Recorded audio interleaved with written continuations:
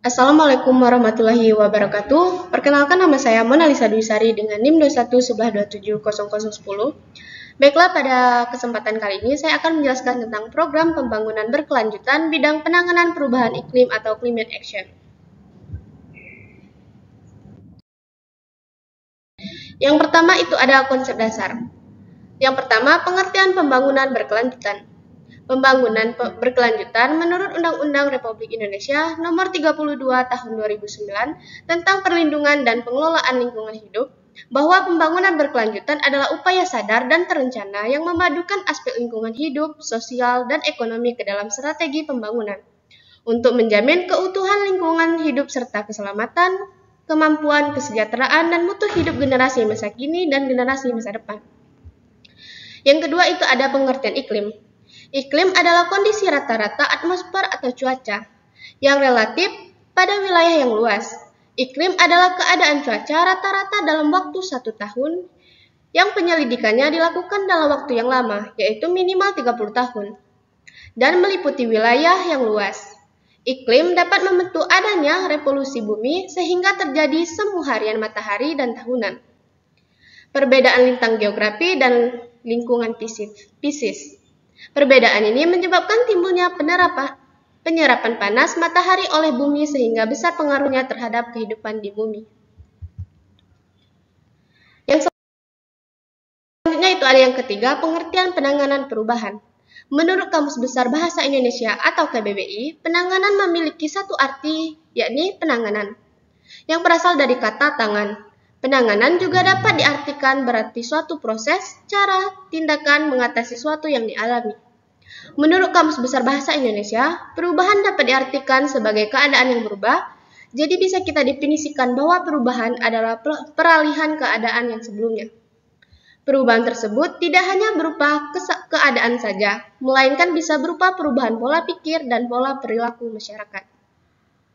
Penanganan perubahan iklim dapat diartikan sebagai suatu serangkaian tindakan atau langkah-langkah yang diambil untuk suatu perkara atau masalah. Dalam banyak kasus, kata penanganan menunjukkan suatu bentuk respon atau reaksi terhadap suatu keadaan yang memerlukan perhatian atau tindakan khusus. Yang B itu ada 17 poin kajian pembangunan berkelanjutan dunia PBB. Yang pertama, tanpa kemiskinan. Yang kedua, kehidupan sehat dan sejahtera. Yang ketiga, pendidikan berkualitas. Yang keempat, kesetaraan gender. Yang kelima, air bersih dan sanitasi layak, menjamin akses atas air dan sanitasi untuk semua.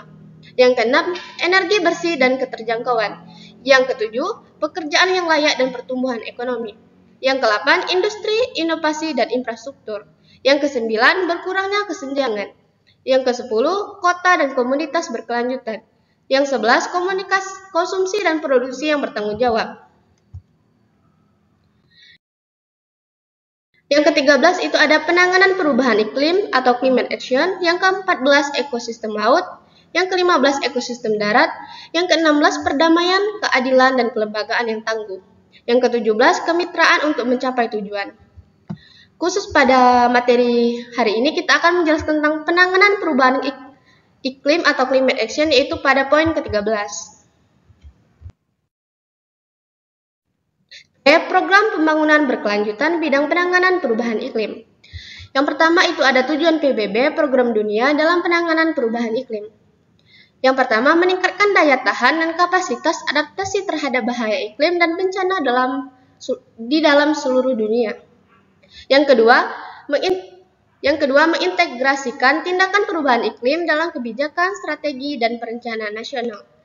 Yang ketiga, memperbaiki pendidikan, kesadaran, dan kapasitas manusia dan institusi dalam mitigasi perubahan iklim, adaptasi, pengurangan dampak, dan peringatan dini.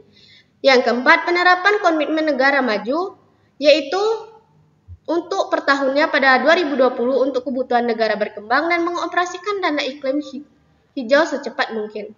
Yang kelima, mendukung mekanisme peningkatan kapasitas perencanaan dan manajemen terkait perubahan iklim di negara kurang berkembang dan negara kepulauan kecil yang berkembang. Yang selanjutnya itu ada yang kedua, perubahan iklim di Indonesia. Yang pertama, indikator perubahan iklim. Yang pertama itu ada konsentrasi rumah kaca, yang kedua kenaikan permukaan laut, yang ketiga panas laut, dan yang keempat adalah pengasaman laut. Yang kedua, data tentang perubahan iklim di Indonesia. Yang pertama, Indonesia menempati peringkat ketiga sebagai negara yang terpapar tinggi resiko iklim baik banjir maupun panas ekstrim. Yang kedua, 80% bencana alam di Indonesia terjadi akibat perubahan iklim. Yang ketiga, perubahan iklim juga berpotensi merugikan ekonomi Indonesia sebesar 0,66 sampai 3,45%. Yang keempat, Indonesia telah menargetkan untuk mencapai emisi nol bersih di tahun 2060 atau lebih awal. Yang kelima, luas tutupan hutan Indonesia telah berkurang dalam kurun waktu 2017 sampai 2021. Yang keenam, dalam 5 bulan di awal tahun 2023, sudah terjadi 1.675 kejadian bencana. Yang ketujuh, suhu maksimum di Indonesia pada periode Juni-Oktober 2023 mencapai 38 derajat Celcius. Yang ketiga, jenis iklim di Indonesia. Yang pertama itu ada iklim musim, yang kedua iklim tropis, yang ketiga iklim laut, dan yang keempat itu adalah iklim gunung. Keempat, dampak perubahan iklim. Yang pertama, di wilayah Indonesia bagian selatan, meningkatnya hujan pada musim hujan, menyebabkan tingginya frekuensi kejadian banjir. Yang kedua, itu ada menurunnya hujan pada musim kemarau, akan meningkatkan resiko kekeringan. Yang ketiga, itu di wilayah Indonesia bagian utara, meningkatnya hujan pada musim hujan akan meningkatkan peluang indeks penanaman, namun kondisi lahan tidak sebaik di Jawa. Itu ada yang ketiga, program pemerintah RI dalam penanganan perubahan iklim. 5 strategi komunikasi perubahan iklim yang disampaikan oleh Presiden Joko Widodo yaitu adalah yang pertama, mengkomunikasikan fakta dan data tentang penanganan perubahan iklim. Yang kedua, mengkomunikasikan kebijakan dan mekanisme penanganan perubahan iklim. Yang ketiga, mengkomunikasikan tuntutan atas upaya penanganan perubahan iklim. Yang keempat, mengkomunikasikan target dan prioritas bahwa Indonesia menjadi motor penggerak dalam penanganan perubahan iklim. Yang kelima, mengkomunikasikan agenda kepemimpinan bahwa Presiden Jokowi berharap menjadi pemimpin global dan perubahan iklim. Yang keempat, itu ada keberhasilan pemerintah Republik Indonesia dalam penanganan dampak perubahan iklim. Keberhasilan pemerintah Indonesia dalam mengatasi dampak perubahan iklim yaitu terlihat melalui berbagai inisiatif. Indonesia telah menunjukkan komitmennya dengan menurunkan laju deforestasi secara signifikan, mencapai tingkat terendah dalam kurun waktu 20 tahun terakhir, dan mengurangi kebakaran hutan sebesar 82% pada tahun 2020. 5. Penanganan perubahan iklim di Bengkulu.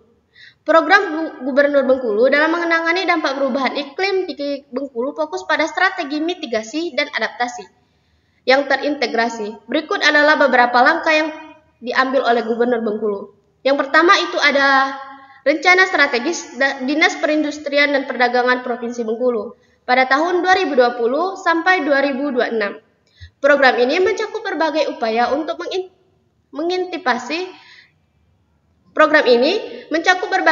untuk mengantisipasi dampak perubahan iklim seperti pengembangan sumber daya industri, sarana dan prasarana industri. Yang kedua, Rencana Operasional Polu Nexin. Program ini berfokus pada mitigasi perubahan iklim dengan pengembangan strategi untuk mengurangi emisi gas rumah kaca dan meningkatkan kesejahteraan lingkungan. Yang ketiga, Peraturan Gubernur Bengkulu Nomor 29 Tahun 2011 yaitu adalah peraturan ini berisi tugas pokok dan fungsi Dinas Perindustrian dan Perdagangan Provinsi Bengkulu yang telah termasuk dalam upaya mengantisipasi dampak perubahan iklim. Yang keempat itu ada Rencana Perlindungan dan Pengelolaan Lingkungan Hidup Provinsi Bengkulu tahun 2022 sampai 2052. Program yang mencakup implementasi strategi dan indikasi program yang mencegah, menahan, mengurangi dampak perubahan iklim di Provinsi Bengkulu. Yang kelima itu ada Dinas Pekerja Umum dan Menata Ruang Provinsi Bengkulu. Program ini fokus pada penataan ruang yang berkelanjutan dengan pengembangan infrastruktur. Selanjutnya itu ada program Bupati Kepahyang dalam menangani dampak perubahan iklim di Kepahyang. melibatkan berbagai strategi dan inisiatif yang ditunjukkan untuk menghadapi dan mengadaptasi perubahan iklim yang terjadi di wilayah Kepahyang.